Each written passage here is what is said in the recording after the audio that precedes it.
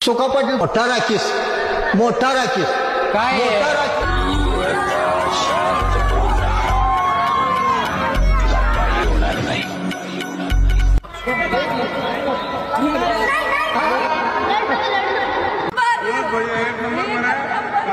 Number 1 show आहे एक number कसं वाटलं तुम्हाला आपल्या तुम्ही केलेला प्रोग्राम एकदम बेस्ट होता आणि अतिशय सुंदर होता आणि घाबरवण्यासारखा होता. तुझं पाऊल कुठं फसलं